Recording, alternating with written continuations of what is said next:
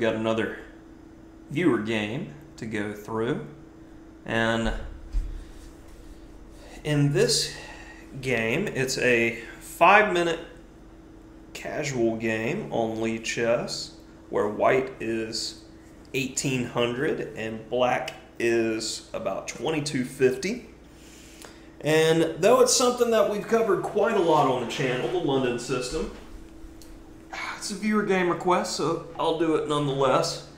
And basically the game is over by about move 6 due to a mistake that black made. And it just shows when you're playing a solid system like the London, if black gives an inch, you can take a mile. And if you have good technique, you can hold on to it. Not too many comments here for improvements. It's a one-sided game because black just blundered and then white didn't let go of the edge. But I liked the checkmate. It was fancy. So we'll present it to the channel nonetheless. All right, so d4, d5. And I like this move order by white.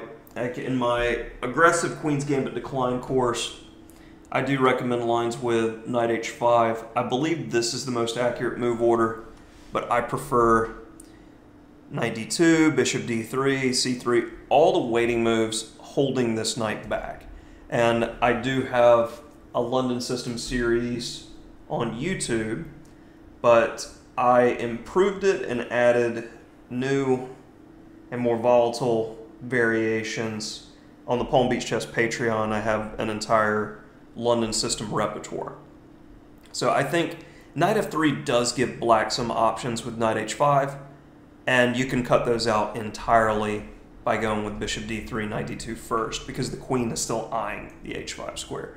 Kind of a minor nuance, but just a preference on my part. Nothing wrong with knight f3 by any means.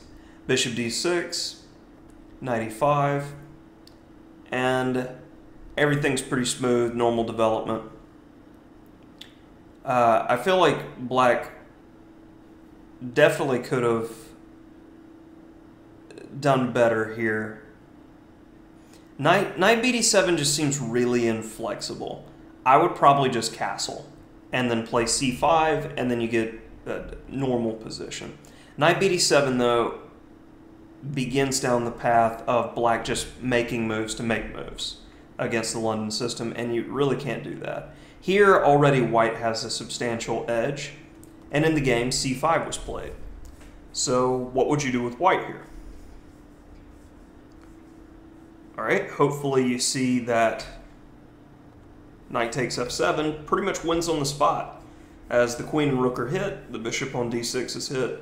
So we're taking away castling privileges and the bishop pair. This is already a +2 position, and only after a few moves, this is now a +4 position. And it's just too much of an edge. The game's done. And black takes the time to castle by hand. White finishes development.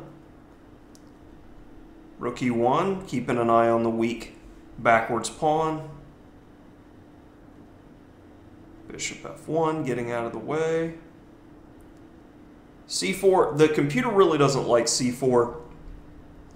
And the rationale is you're giving the opportunity for this bishop, who's a pawn with a funny hat right now, to actually do something. The preference would be to play a4. And I'm looking at a5, I'm making the minor pieces even worse, and I could potentially look at a6 after that to undermine. So a4, one of those points of interest. But after takes, I imagine taking there with the knight is fine. I'm not a big fan of isolating the pawn. I guess just c4 in general. It's a move, but the d-pawn's hanging if you don't take with the knight at this point. Black should probably make some attempt to maintain tension to try to outplay his opponent here. I wouldn't be trading because this fixes the pawn structure, bishop pair in hand, Everything's going well. Knight e4 makes some sense. I would love to be able to capture on g3. Good move, not allowing it. Good move, trying to defend things tactically. Bishop on f1. There's just nothing here for black. f4, queen e2, pressuring the knight so it runs. Don't want to trade. Threatening bishop takes f6, followed by queen takes h7. And really hard to do anything defensively here. Maybe queen f5, but like this is already, like I've said before, dead lost. Rook e1, pressure, pressure. Continued pressure. All the pieces are in it to win it. Hangs the piece. Rook e to e3. Everything coordinates. And now rook d7. And it is white to play and win. Find it if you're a pause your video type of person. Queen h4 was played in the game. Bishop takes g6 wins on the spot. Takes. Takes. And of course, that's not very easy for a human to see some of those moves. You found it very impressive. Queen h4, natural enough. Rook fd8 was played. Same theme, but much more human finish with the casual mate on h8. So hopefully you enjoyed this quick game. Like I said, the key moment was the awkward development of the knight on d7 by black, followed by c5. And when it's a solid game and your opponent pitches the bishop pair and a pawn out of the opening, it's not much of a game at that point. Black can pretty much resign. Good technique by white. This will do it for our viewer games because I only had 3 turned in. Where you guys at? So if you have interesting games, you know, feel free to send them to me. And after I get a few games analyzed in the new series that I'm going to be doing, we'll come back and do some more viewer games because hopefully you guys enjoy this.